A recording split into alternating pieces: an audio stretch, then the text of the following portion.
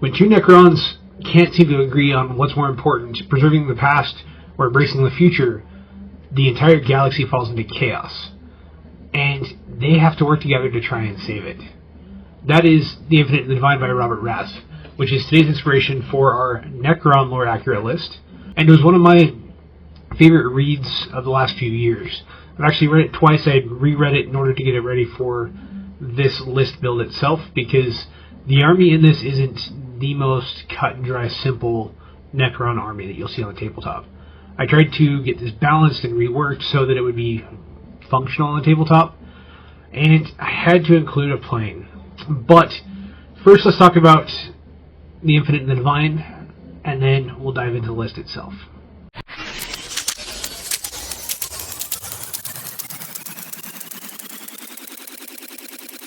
The Infinite and the Divine is a tale of two Necrons, two rivals from centuries past and before the War in Heaven, that actively despise each other and are trying their best to succeed in spite of the other person. And it's this wonderful back and forth where when they try and work against each other, things go horribly wrong, but anytime they actually actively work together, they actually succeed.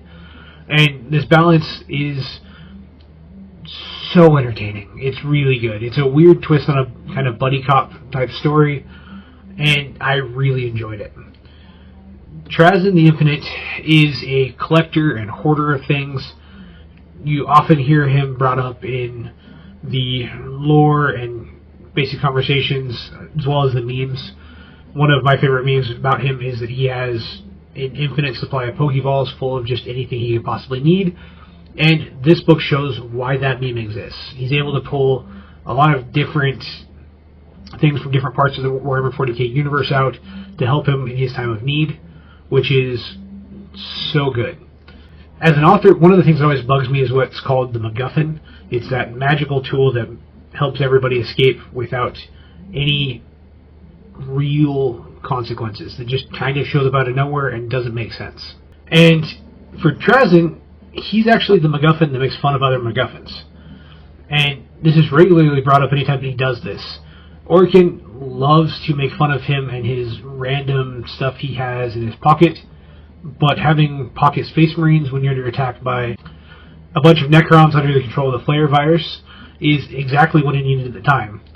And I love how Warhammer 40k can have these serious stories, but can still have a lot of satire. And that's the golden balance achieved in this book. There's enough satire that it's funny. It's really funny a lot of the time, in either sarcastic way or dark humor way, or in the just kind of almost slapstick humor way that makes the story very light and very fun to read, while everything else doesn't really, while still maintaining a serious story with serious Warhammer 40k stakes and getting in your battles and fighting and guns. It's a really, really good balance that Robert Rath manages in this story that I thoroughly enjoy. But with this, you also have Orikan the Diviner, who's an extremely arrogant scientist who believes he knows best what his people need, and it will do anything to get that. It's a constant battle between Trazyn, who's obsessed with history, and Orikan, who's obsessed with progress, trying to find the balance to help their people maintain who they are while still progressing in everything they're dealing with. And this balance leads to a lot of conflict and strife between the two, and leads to a lot of the plot points that cause the entire story. But if I go any further, I'm going to get into spoiler territory. So first, we're going to fuel up with our main sponsor on this channel, and then we're going to talk about that army list.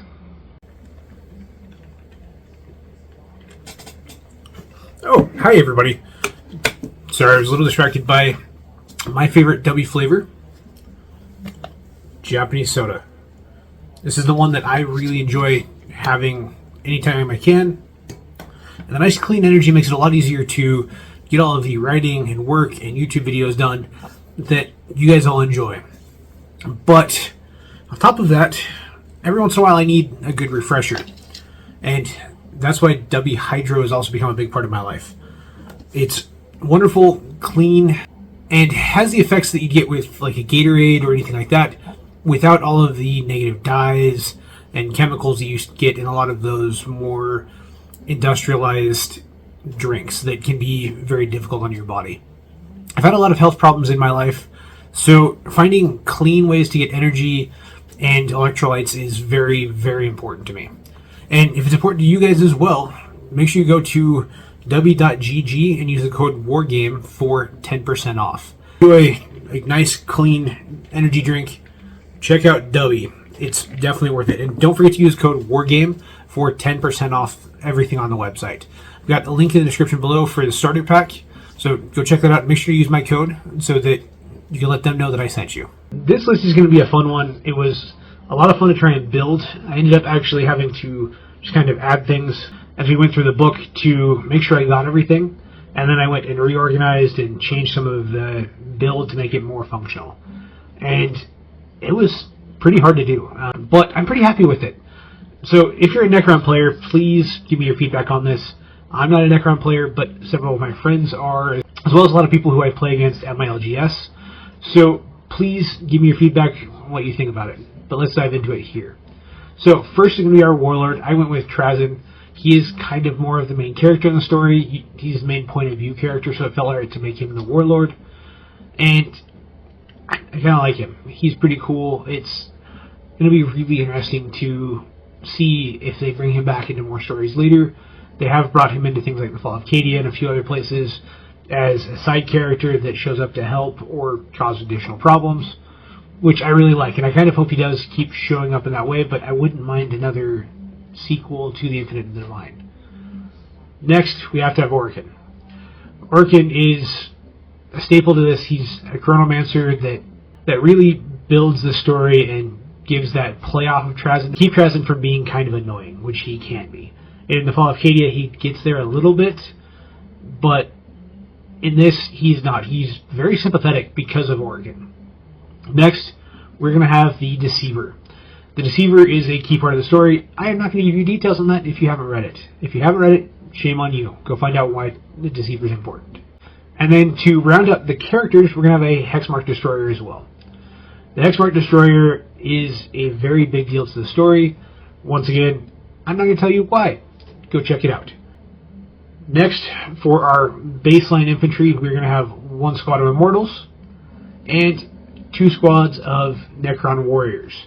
These are staple. I honestly could have a lot more of these to keep them more accurate, but because I wanted to fit A, the Catan in there, and B, several of these other vehicles that will be in here later, I had to trim them back a little bit, just to keep it clean. And from what I've seen from Necron players, the Immortals and the Warriors are okay, but they're a lot of times more fodder than anything else. So keeping them down a little bit actually should be playable and make it a little bit better. Now, a lot of the next infantry we're going to include were either briefly mentioned or played a smaller role in the story, with the exception of one which we'll talk about here in a minute. So first is the Crypto Thralls. The Crypto Thralls were brought up a few times and do play a part in the story. They help Trazyn figure out a few things that Orikan is doing and help balance out that lack of knowledge that Trazyn has, because Trazyn isn't focused on the scientific future. Next, we have a squad of Deathmarks. The squad of Deathmarks is also one that only shows up briefly in the story, but they're also my favorite Necron unit, so it felt right to include them once they were mentioned. The next two are 2 units that are brought up quite frequently in the story. It's the Lich Guard, which Trazyn uses to replicate and transfer himself. In pretty much every story you read, the Lich Guard are his staple bodyguard unit that he works with constantly. They're his main chunk. So they had to be included. They come up quite frequently in the story. And the next is the Scorpec Destroyers. The Scorpec Destroyers are another one that is pretty pivotal to the story itself. We are not going to talk about why, because once again that's a spoiler. But they are a very important part of that story as well. Next, we're going to have a swarm of Scarabs. Once again, they are one of Trazyn's tools that he uses to collect information and move places, so they just need to be included. Next, we have the Tomb Blades. The Tomb Blades are also a very important part of the story. Once again, if you know, you know, but I had to include them. They're a really cool unit that just felt right. Next, we have two bigger units. We have the Canoptic Wraiths, which are a little bit chunkier, and the Canoptic Spider, which is also one of my favorite Necron units to see on the tabletop, and I love how it plays. So it felt right to include it here once again, once it was mentioned. So this covers our infantry and our heavier units. So let's move on to our vehicles. There are 3 vehicles in this list, well, technically 4, but there's a duplicate of 1, that were all pivotal to the story, so I couldn't leave them out. Unfortunately, one of them is an aircraft, and that is a Doom Scythe. The Doom Scythe comes up frequently in the story. Trazyn uses them for escapes and drop-offs and infiltration, and it didn't really leave a good choice to not include it. Next, I included a Doomsday Ark. This Doomsday Ark is another one that comes up in the story frequently, and felt right to include. Finally, we will have 2 Ghost Arks. The Ghost Arks will be used to transport the infantry, and once again, come up pretty frequently in the story, so it just felt right. So now that we've covered what this army is going to look like on the tabletop, let's find out how much it's going to cost you to build, because I think it's going to surprise you.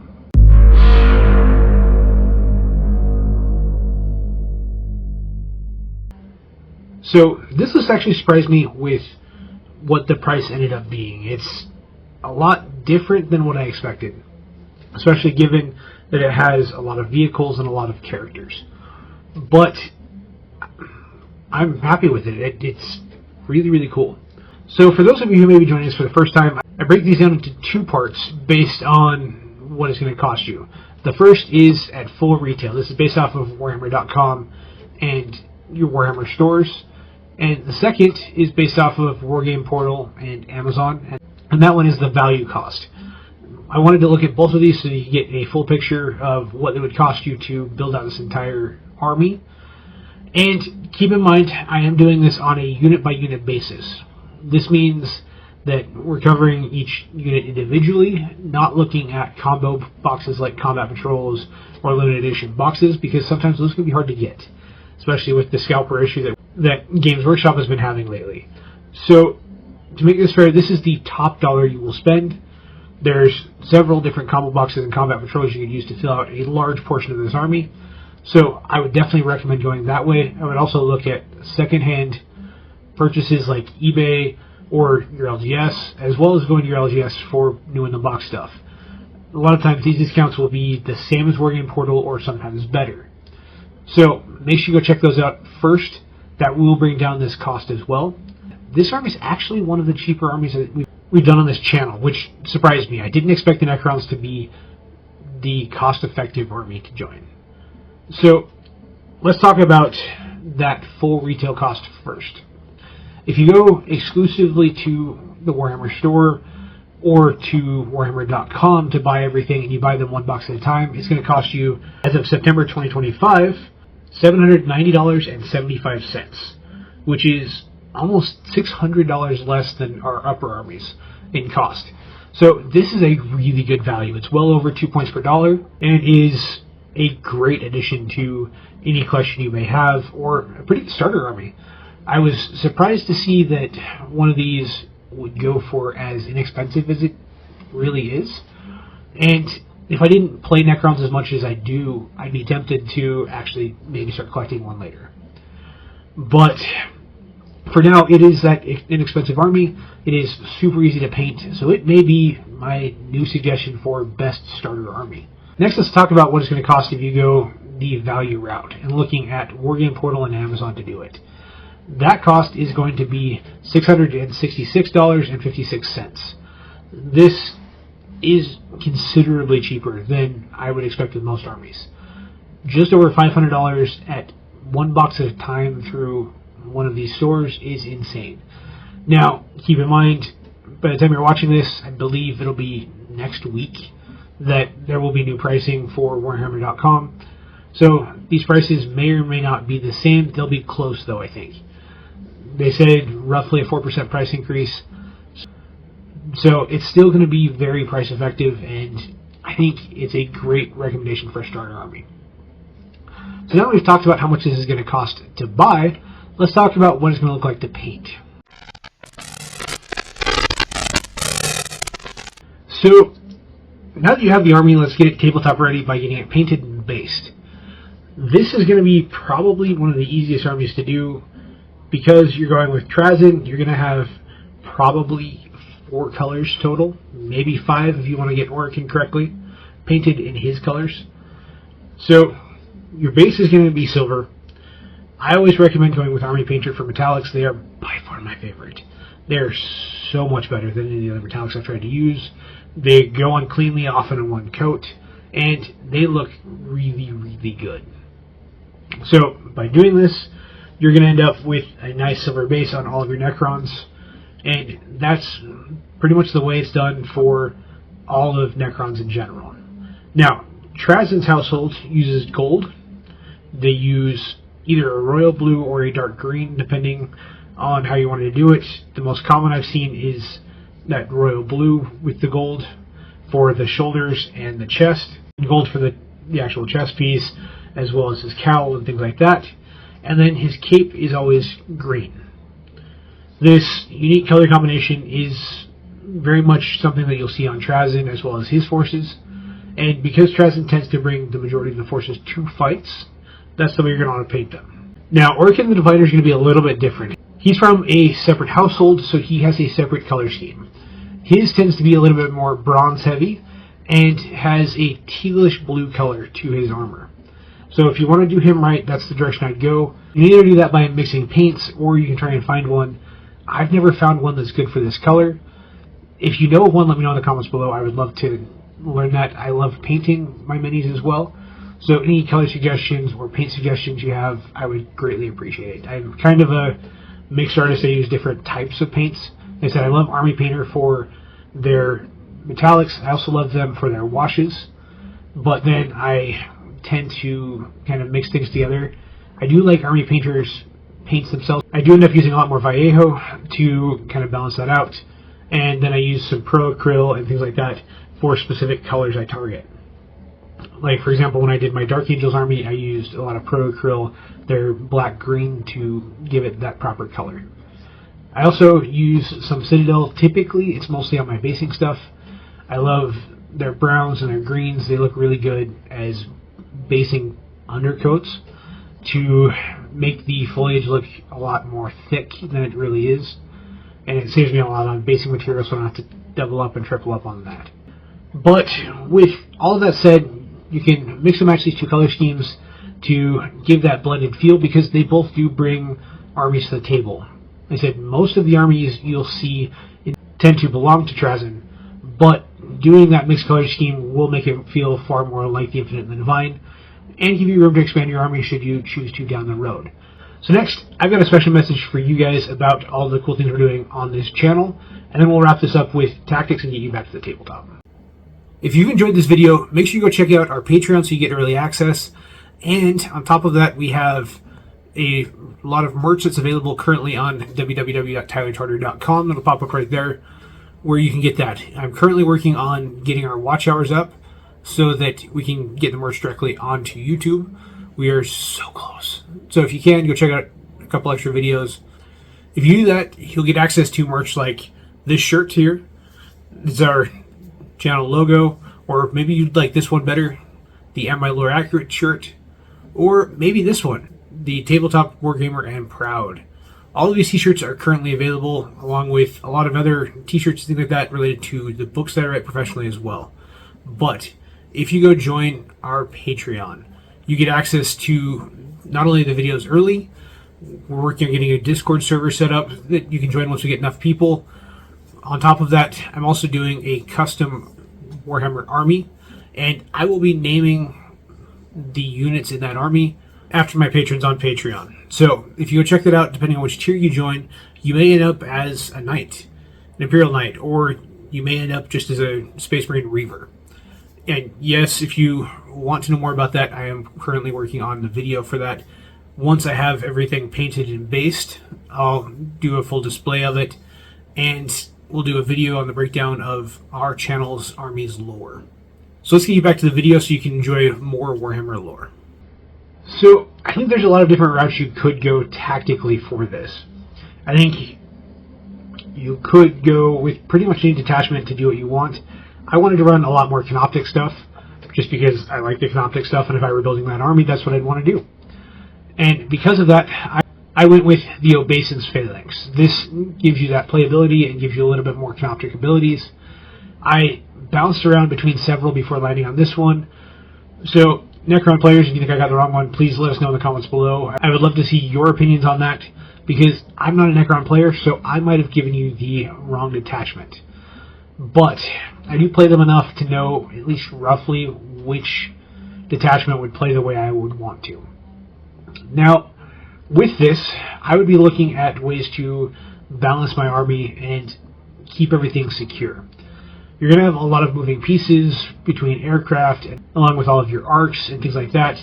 So, picking a unit probably doesn't matter which one to cover your home objectives, and then I would get out there and I'd maneuver and hit as much as you can.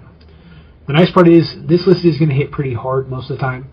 So, leaving maybe your squad of immortals or one of your Necron warriors behind to cover everything, while the rest charge forward, is probably going to be your answer. But I do think this is going to be up to interpretation, depending on what you're playing. You may twist and tweak this, and that's one of the things I like about this list. It's fairly adaptable, so you can adjust to whatever you're facing, whether that be an army of knights or a bunch of Astra Militarum that are covering the table. So let me know in the comments below what you guys think of this list, if I got it right, and if you have any other recommended more accurate armies.